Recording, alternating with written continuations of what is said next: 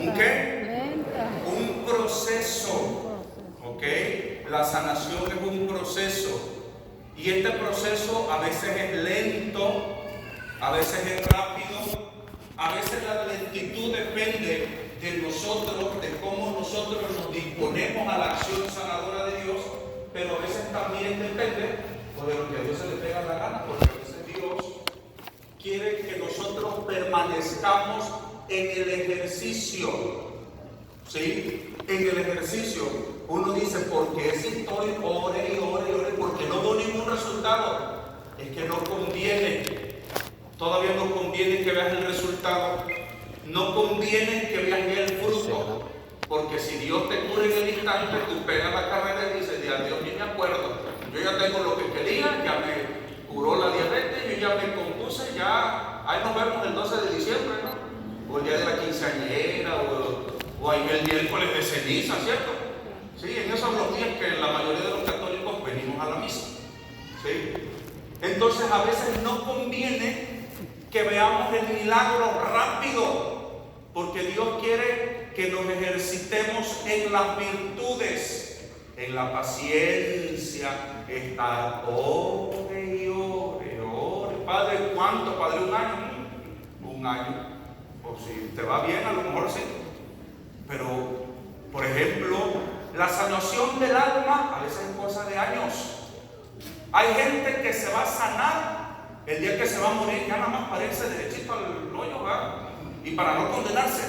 De veras, esa gente son el fruto de un esfuerzo de oración y oración y oración y oración. Y esa gente se convierte para morirse. ¿Hay quienes les pasa eso?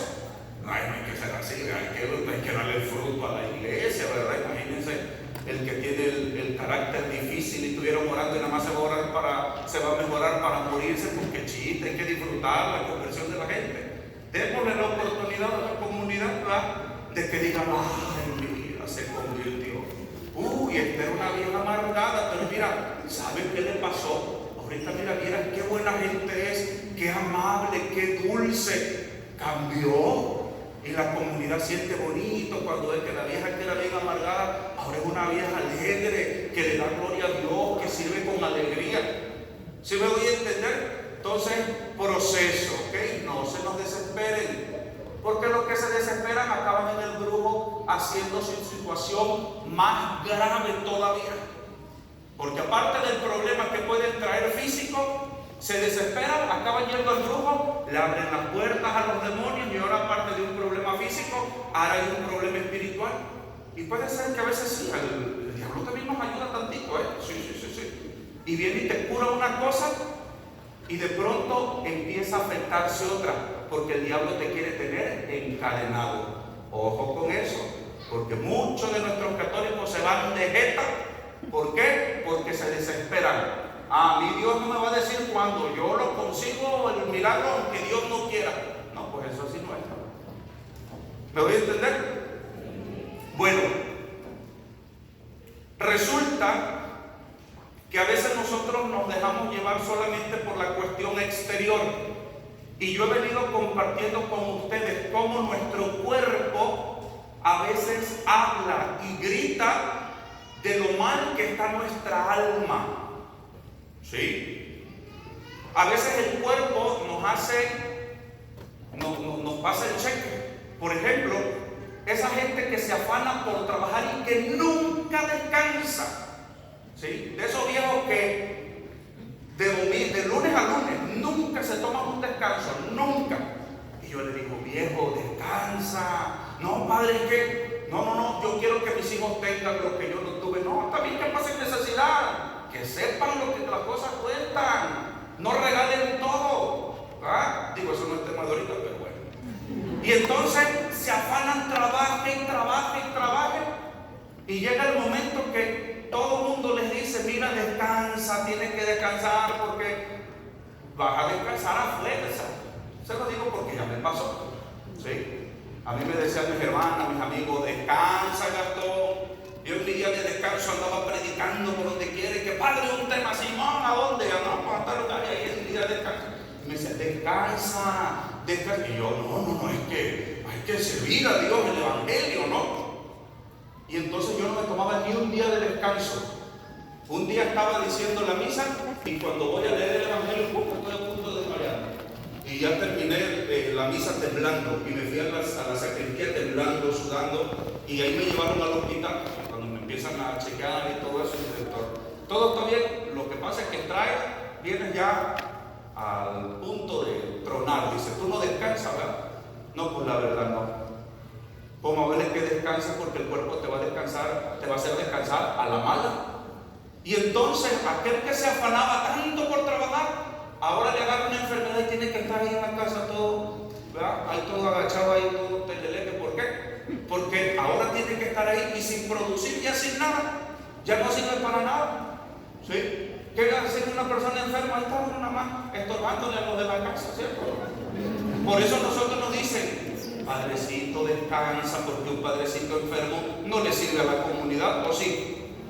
Pues el padrecito Gastón se enferma, quien confiesa, quien dice la misa, y tiene que andar el padre Martín como loco buscando curas, a ver quién le puede cubrir la misa, quién puede conversar, porque el padrecito Gastón está allá tirado en cama, convaleciente. ¿Sí? Entonces nuestro interior hace que nuestro cuerpo refleje lo que nosotros traemos. Esto hablando solamente de las cuestiones del trabajo, por poner un ejemplo muy sencillito. Pero quiero ir a algo que es muy delicado, ¿sí? Que es la cuestión del pecado. Ya la vez pasada, hace yo creo 3 sesiones, veíamos el pecado, como nosotros le tenemos mucho miedo al diablo, ¿sí o no? Uy, quieren que el Padre les esté exorcizando, sal, medallas de San Benito, agua bendita, aceite, cuánta cosa, porque hay Padre que en la casa se escucha el ruido, dice la gente, echa veneno para ratas, esas ratas hacen mucho ruido. No, Padre, es que la casa truena. Yo quisiera ver cómo truena esa casa. Son de madera, viene el sol, se baja el sol, truenan las tablas, pues eso es. No, Padre, que aquí está el diablo. Y yo les decía la vez pasada, y yo nada más veía las caritas que a muchos no les estaba gustando, pero yo lo tengo que decir. Le tenemos mucho miedo al diablo, pero no le tenemos miedo al pecado, que el pecado verdaderamente es grave. Porque el diablo puede, sí, en algunos momentos el diablo puede rasguñar las paredes, hacerte ahí tú te vas, ¿verdad? O moverte en la cama, sí, también, sí, porque sí pasa, ¿verdad? Donde hay un lugar que está, se llama infestación. Se escuchan ruidos que sí, ya son preternaturales. Pero a ti no te pasa nada. Al santo cura de Ars el diablo le movió la cama por un montón de años y el santo cura de Ars dice, ahí viene el bellaco ya otra vez. ¿Sí? Ahí viene el bellaco. Y pegamos los alaridos del diablo y el santo cura de Ars, ay, ya viene otra vez a fregar. Y le tiraban las cortinas, le movían la cama, porque lo único que quería era que el santo cura de Ars estuviera desvelado, porque al otro día se ponía a confesar y le arrebataba muchas almas. Pero ya el santo cura de Ars ni lo pelaba y salía viendo otra vez. Sabía que no le podía hacer nada. ¿Sí me doy a entender? Como al Padre Pío, a quien se le ponía sus arrastradas, o como al San Juan de la Cruz, lo sacaba del convento y lo arrastraba y lo golpeaba, lo dejaba casi muerto. Pero pues nada más eso. No es nada más eso. ¿A qué voy? Que no le hacía nada a su alma. No le hacía nada a su alma. Sí, lo arrastraba, lo golpeaba, lo aguñaba y lo dejaba casi muerto. Pero a su alma no le hacía absolutamente nada. ¿Qué es lo que sí es peligroso? Terrible. Más que una posesión demoníaca. ¿Cuál es? El pecado. Y eso casi no le tenemos miedo, el pecado mortal. ¿Sabe qué, Padre? Pues fíjese que os mentí, puse una demanda, dije que me había caído en el trabajo, resulta que no me caí en la casa y me descuajaringué la cadera, pero metí eso como que yo me había quebrado en el trabajo, me dieron dinero, ¿sí? Y eso es un pecado gravísimo, mortal, y que se tiene que reparar ese dinero, lo tienes que entregar si quieres absolución, es pecado mortal y grave. ¿Sí? Mentir en esas cosas, hacer un fraude gravísimo, y no le tenemos tanto miedo a eso, ¿eh? No, pues porque dice el dicho, ¿a quién le dan pan que llore, verdad? Sí, no, pues si hay centavitos de por medio, pues ya después nos vamos y nos confesamos. Pero resulta que una condición para absolver el robo es que se tiene que regresar lo que se robó. Padre, pero es muchísimo dinero. Pues I'm so sorry, lo tienen que regresar. ¿Sí? ¿Por qué esto es grave, mis queridos hijos? Porque en el pecado mortal Satanás tiene abrazada tu alma.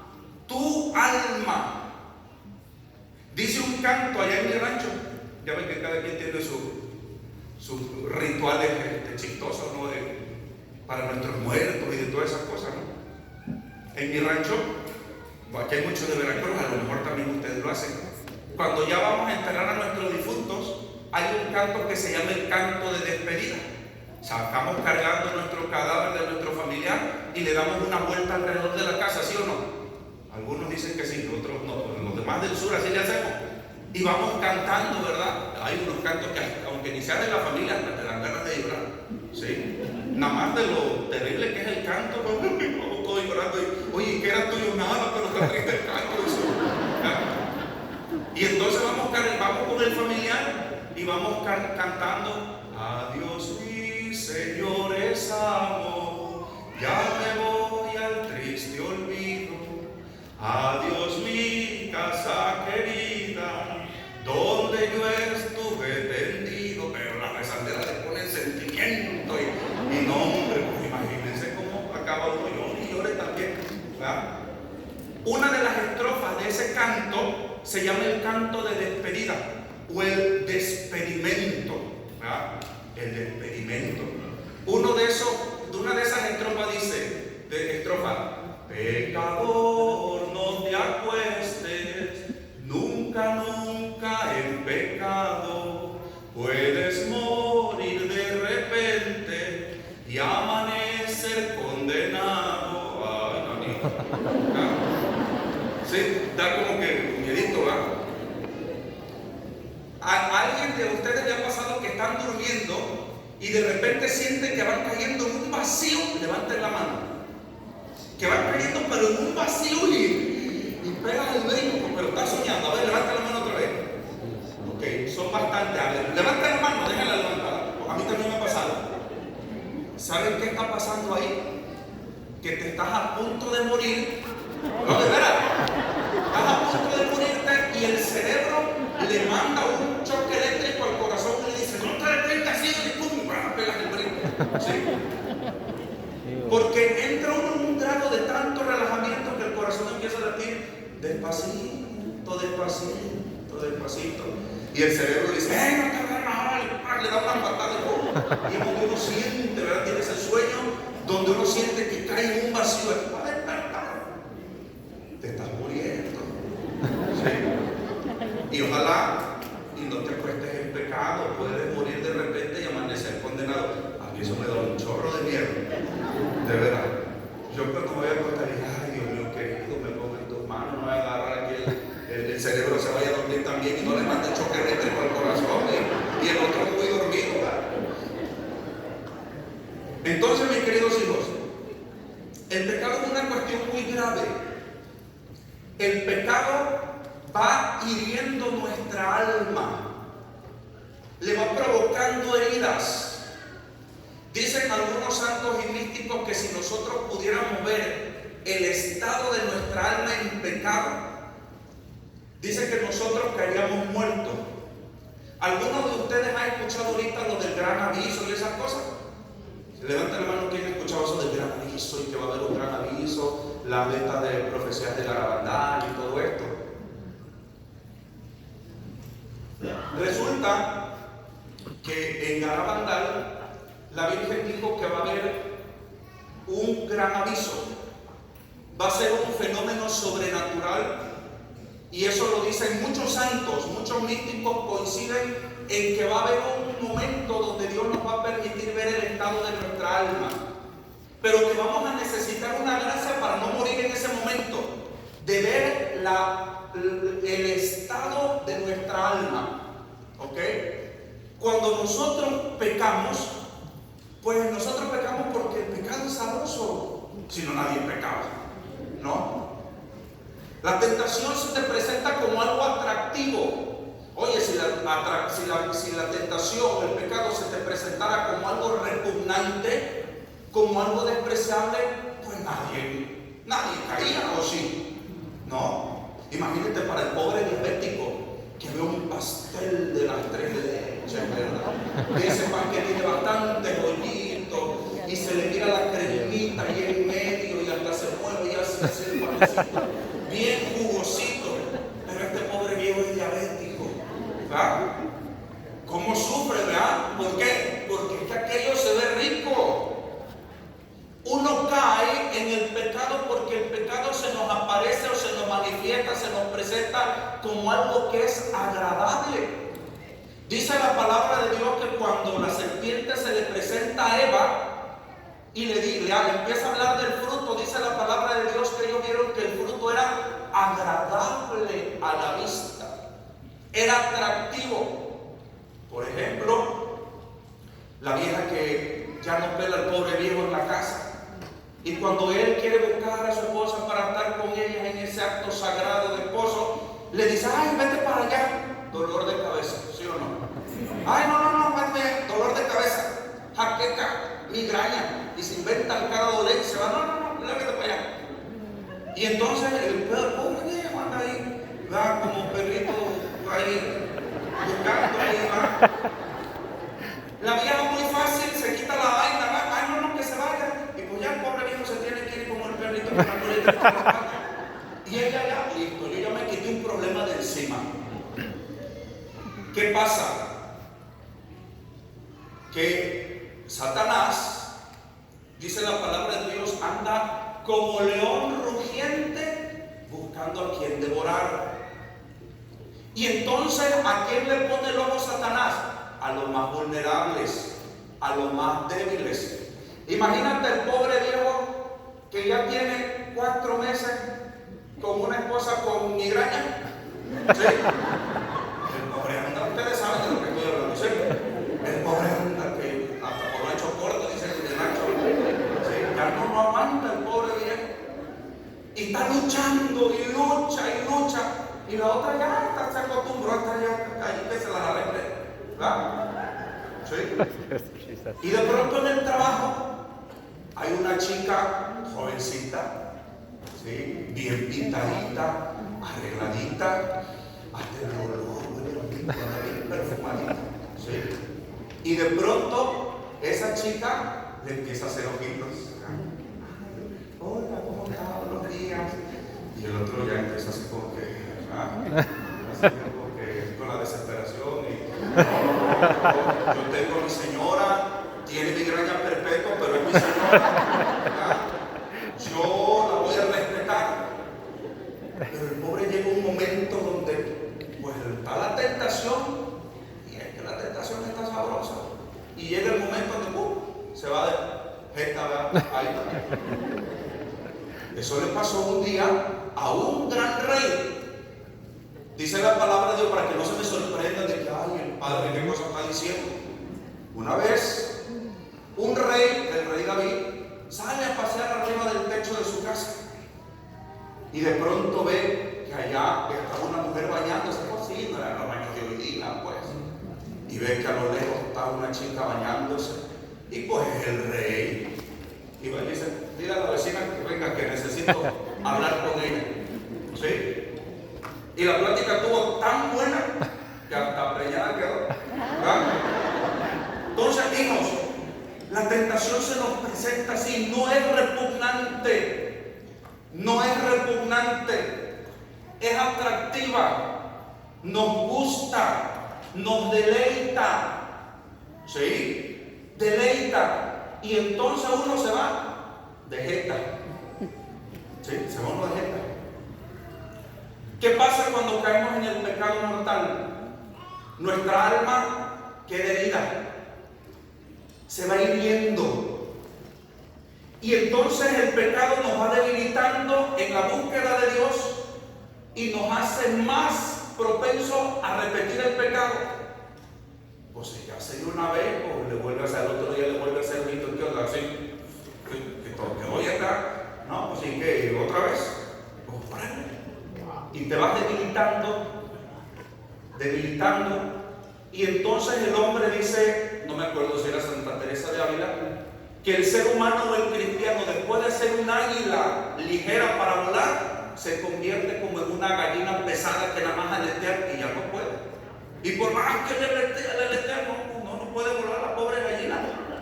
¿Va? Está arriba del árbol, cae y nada más se escucha el costalazo. ¿Va? Entonces el pecado nos va haciendo débiles. Y el pecado nos va debilitando el alma, pero aparte la va hiriendo. Y en un sentido espiritual lo vamos diciendo, la va desangrando. La va desangrando poco a poco.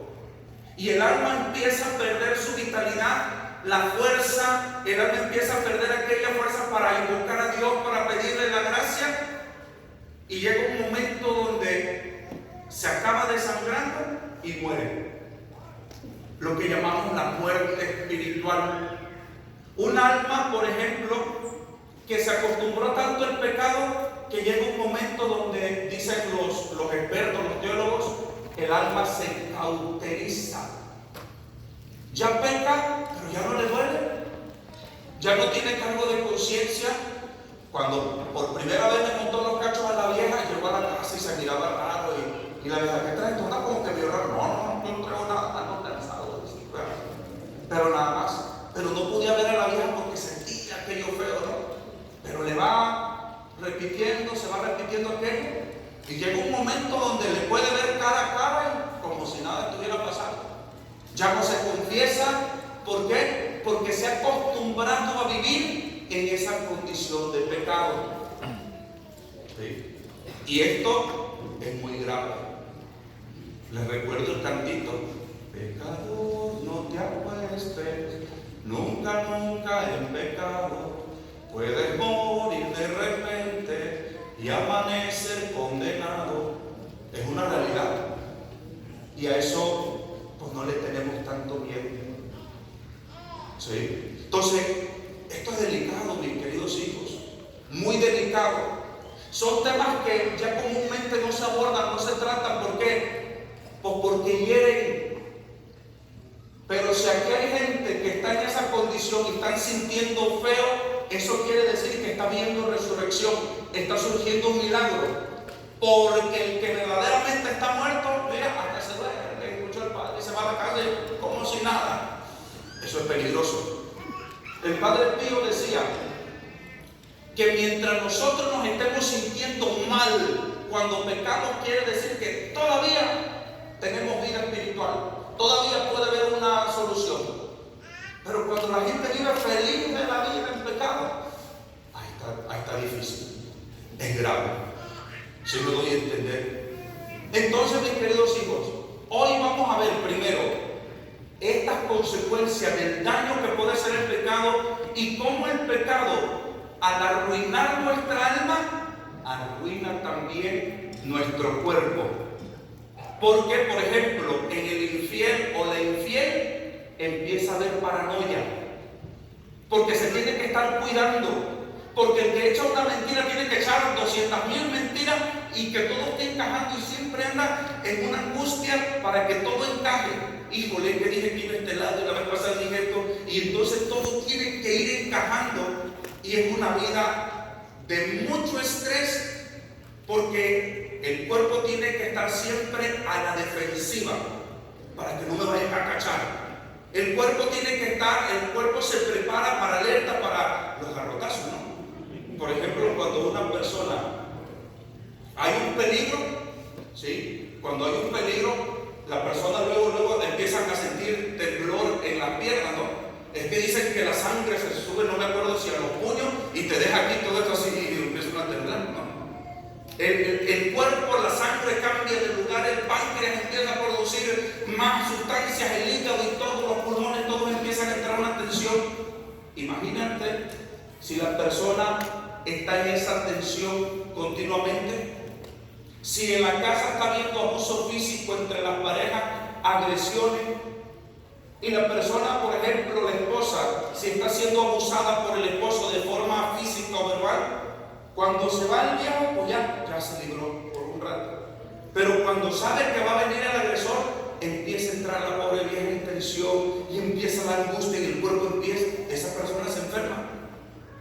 ¿Sí me voy a entender? Cuando uno se confiesa, cuando uno se desnuda en la presencia de Cristo en la confesión, uno siente cómo es liberado. Antiguamente la confesión se hacía pública, por eso la gente esperaba confesarse hasta el día de la muerte, porque te tocaba venirte acá frente y ¿qué hiciste? No, pues yo hice esto y lo otro, y enfrente de toda la gente. Gracias a Dios, eso no se hace. Allá en una esquinita el Padre te escucha, eso se queda con Dios, y por eso el Padre ni lo volteaba. No debe decir que Padre tan sangrón, no, sabrá Dios quién es. No. Hay una comunidad de nuestra iglesia que ellos acostumbran en algunos momentos a hacer confesión dentro de la comunidad, pero son comunidades bien formadas, comunidades que van creciendo en mucha fidelidad, en comunión de ellos como hermanos, que llegan momentos donde ellos también tienen confesiones públicas. Y entonces, ¿quién te puede acusar después? Si tú has revelado ante toda tu comunidad que tú fuiste un infiel, que tú abortaste y todo eso, ¿quién te acusa? Si ya tú eres el primero que te has acusado, entonces la persona empieza a vivir la verdadera libertad de los hijos de Dios. No les voy a decir que se tienen que venir a confesar aquí, no. Sacramento de la confesión, allá viene lo escondidito. ¿Sí me voy a entender? Entonces, mis queridos hijos, para poder liberar el alma de esta enfermedad y de este grado, de este estado de muerte, nosotros tenemos que acercarnos al sacramento de la confesión. ¿Se acuerdan que la vez pasada yo les comentaba cómo el sacramento de la unción de los enfermos es un sacramento que es muy mal interpretado?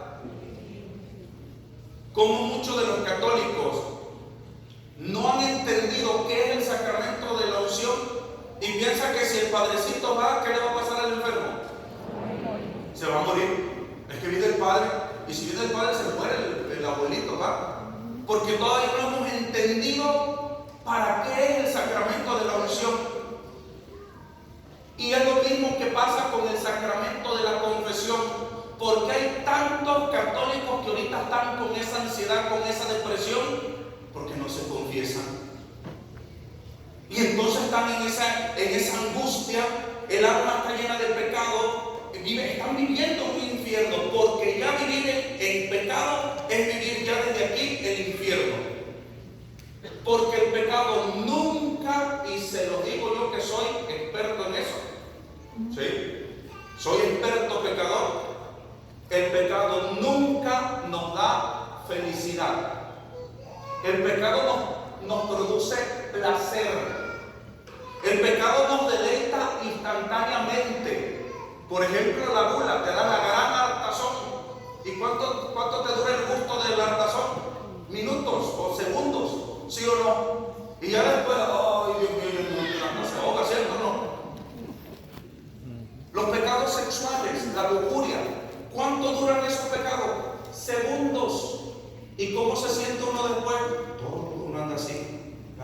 Mira, tanto que estuve luchando, me fui a confesar la vez pasada y otra vez volví a caer. Yo hasta ahorita no he conocido a alguien que sea plenamente feliz pecando. No lo conozco y no existe.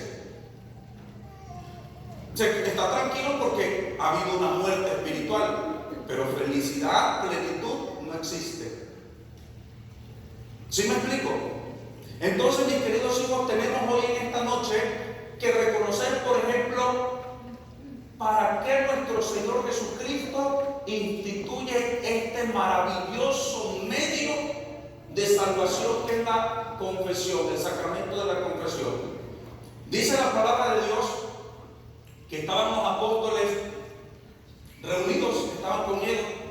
Se aparece nuestro Señor Jesucristo en medio de ellos y les dice: la paz esté con ustedes. Primero les da la paz, necesita pacificarlos. ¿Por qué? Porque luego la gente no entiende. ¿Ok?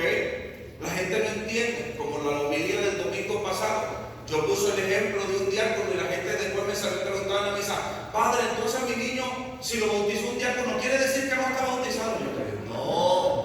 No era porque hubiera sido diácono, era porque dijo las palabras mal. ¿Sí me voy a entender? A veces no se entiende, por eso la gente necesita pacificarse, necesita estar atenta para que pueda comprender. Porque cuando no se comprenden las cosas, uno las tergiversa. Le pasó a nuestros primeros padres. Dios le dice: de todos los árboles del campo puedes comer menos de ese, que es el del bien y el mal. Se le aparece la serpiente a Eva y le dice: ¿es cierto que Dios nos ha prohibido comer de todos los árboles del campo? Y va la otra: no, nada más nos prohibió comer de uno, pero hay leche de su cosecha. Solamente nos prohibió comer de uno, y dice ella, y tocarlo. ¿Y eso dónde lo dijo Dios? En ningún lugar. Pero como Eva no entendió el mandamiento de Dios, lo tergiversa. Le mete de su cosecha. Dice el dicho que el sordo no oye, pero compone. ¿Ok? Nuestro Señor Jesucristo se aparece a los apóstoles y dice: la paz esté con ustedes. Oye, atraviesa las paredes. ¿Qué onda? ¿Cómo está esto? Se atravesó las paredes. Este no estaba muerto. Están sacados de onda. Y entonces primero los pacifica.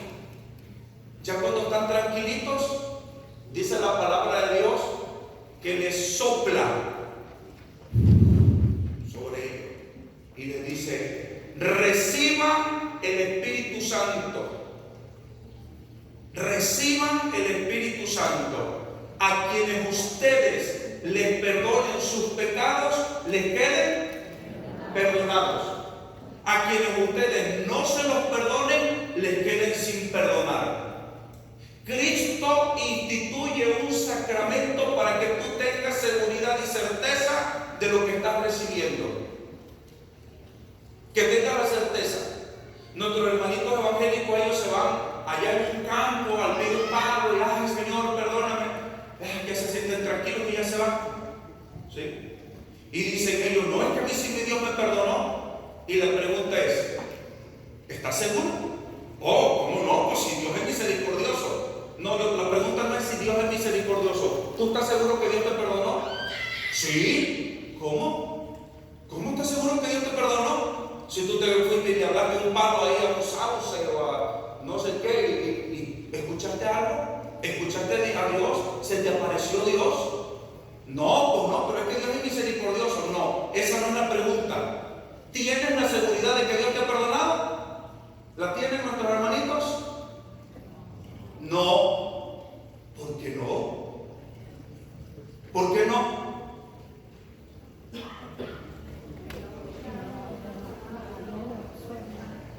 Porque no escucharon, porque no vieron, porque no tienen la certeza de escuchar el perdón que Dios da.